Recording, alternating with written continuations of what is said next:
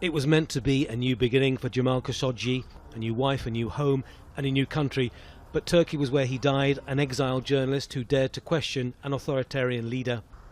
His death in the Saudi Consulate in Istanbul could so easily have been missed or even forgotten had it not been for the secret audio recordings from the scene. No one really knows exactly how these recordings came about. Either the Turkish security services bugged the consulate or a consular official with a conscience recorded them.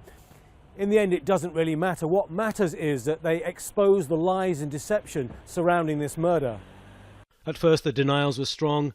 On October the 3rd, the Saudi Crown Prince Mohammed bin Salman denied all knowledge of the killings, saying Mr Khashoggi disappeared after he left the consulate building.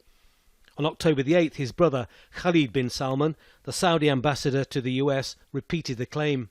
But on October the 12th, according to CIA sources, they reported that the Saudi Crown Prince asked Jared Kushner, President Trump's son-in-law, why the outrage, as Khashoggi was a dangerous Islamist.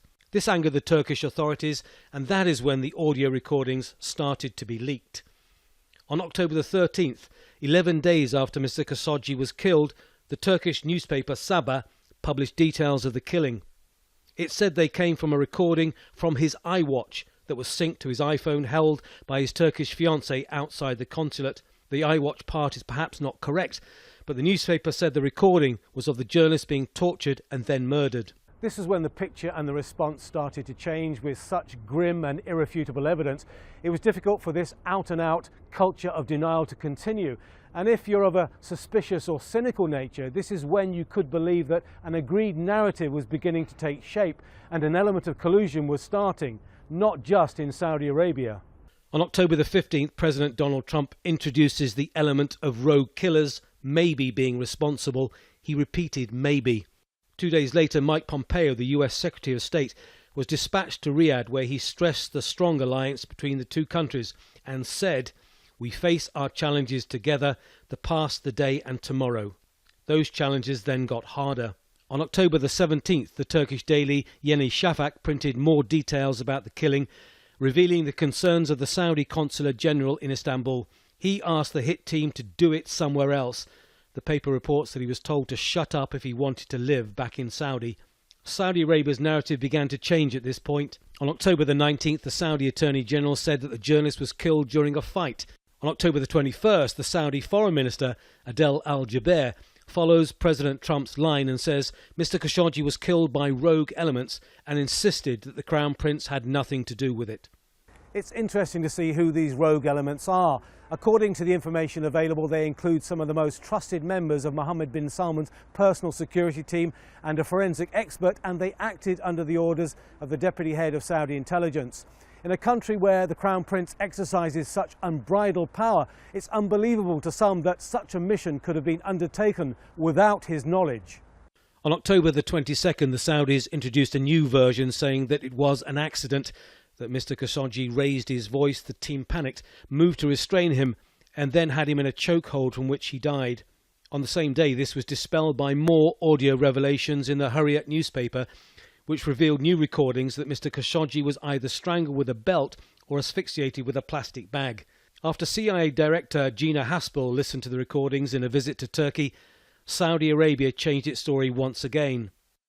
On October the 25th, after more than 3 weeks of denials and implausible explanations, the Saudi Attorney General finally admitted the murder was premeditated. He later announced the death penalty for 5 of the team, but with no further details, and stressed that the Crown Prince was not implicated.